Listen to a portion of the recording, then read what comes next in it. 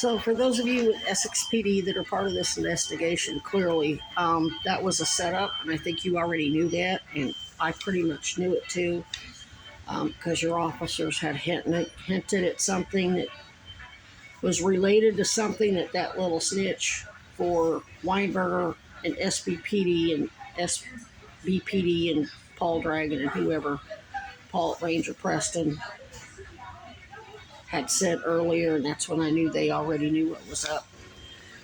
But anyway, McDonald's is involved too. When I worked, after I fled Chad's and was living at my mother's in Peoria, Arizona, I went to work at a McDonald's. And there was some like gay bashing. I was working the closing shift, and a lot of the people there were white, very wealthy white college kids were just nasty, derogatory language, and I'm LGBT.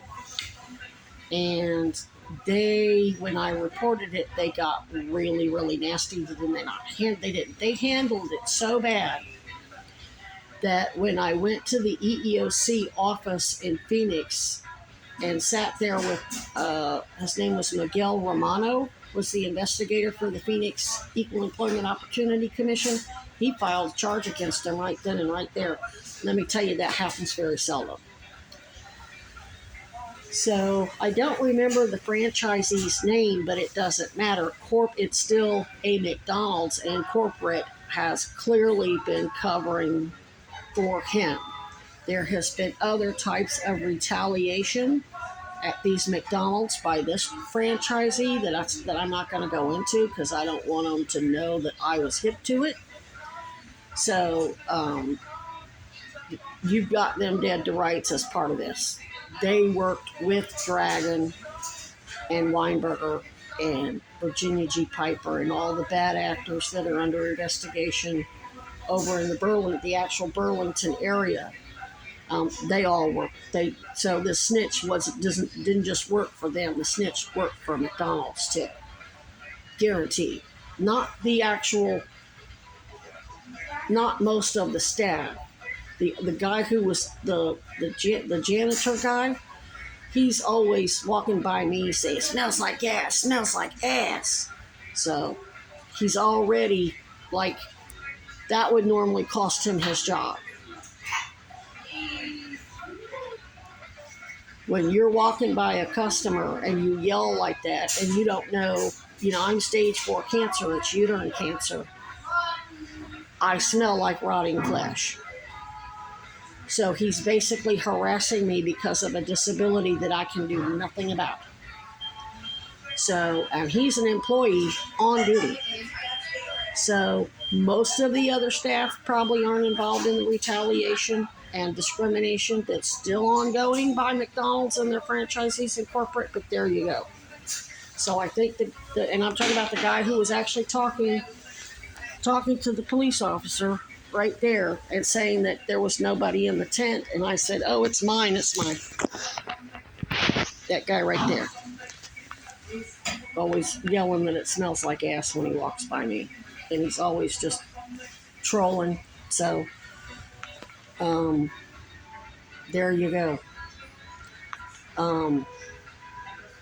I'm probably going to get on a bus out of here because,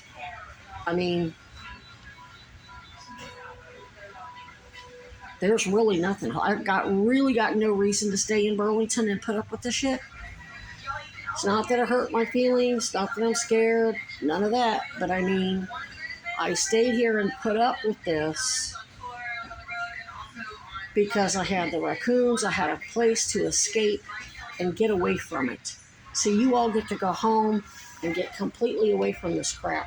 I have no way to get away from it. Special forces is all about keeping up if you're not having fun, you're doing it wrong.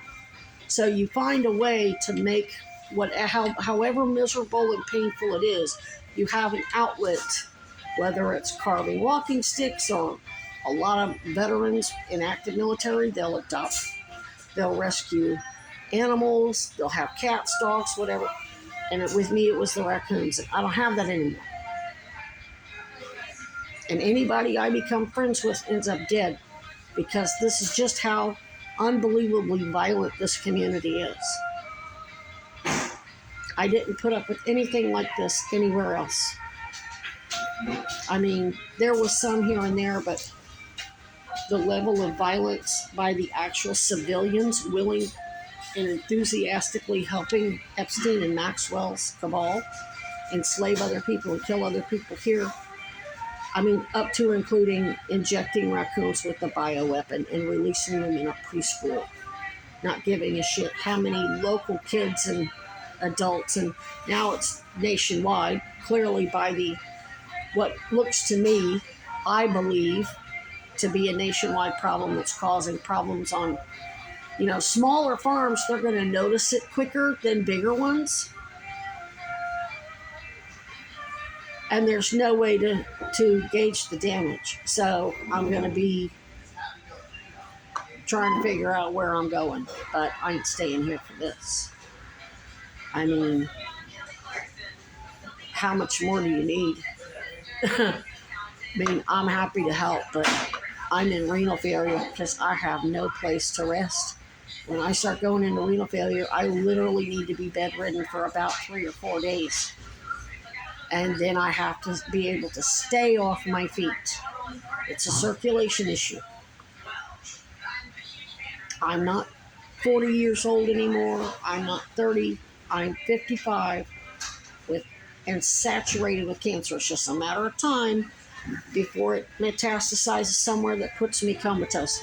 And I ain't going to be in these motherfuckers' care comatose. They're not going to torture me to death in a fucking ICU. It just ain't going to happen. Or it will metastasize to the bones and they'll be brittle. I already had a broken wrist that I had to deal with for 1.5 years without help. So when you're dying of cancer, you see life a whole lot differently than you do when you're not dying of cancer. The fact that none of these motherfuckers here, not only do they not care, they're anxiously helping to kill me and prevent me from getting cancer treatment. That's just going to have to be Vermont's legacy. So if nobody's going to give me what I need to be able to stay here to help you, then I got to go. Because ultimately I answer to my Father. They're trying to kill me so they can justify killing more of my family members. They've already killed several. And are still trying to kill several more. And with Dad being military, and they're doing an in run around a court martial, and handling it in civilian court where they get to, the accuser gets to handle the investigation. There's a conflict, so they can control the evidence and control the outcome, whereas in a military court-martial, it wouldn't be that way. Actually, I take that back.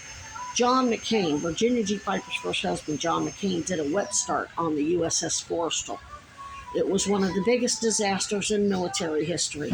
He damn near sunk the ship. 168 men died, and it was a really horrible, horrible, ungodly situation, comparable only to Pearl Harbor. As far as the fire, and they're stuck on a ship, and they're out in the middle of the sea, and it's not like a bunch of ambulances can roll up and there's a bunch of trauma centers. And they covered that up because John McCain's daddy was a big admiral, and he was married to Barry Goldwater's youngest daughter, Peggy. What do they call her in Wikipedia? Peggy Goldwater, a.k.a. Carol McCain, a.k.a. Virginia G. Piper. Piper, I guess, came from her third marriage. Her second. I don't know how many she's had, but... So, I don't think that... I still think they're doing an end run around a court-martial, because even in a court-martial, the accusations that they're making, they'd have to have some semblance of evidence. And my parents weren't drug traffickers. And they didn't... well, I'm just going to leave it at that. Let's just say there's no evidence. Let's just say my parents have the evidence that it wasn't them doing it. It was all of Bill Clinton's and Trump's and Epstein's Iran-Contras people. It was police, it was sheriffs, it was state patrol, it was politicians, it was judges, it was prosecutors. It was everybody but them. So I'm going to have to get to Georgia, and we're going to have to I'm going to have to give Dad probable cause to go public with all of that as a matter of national security.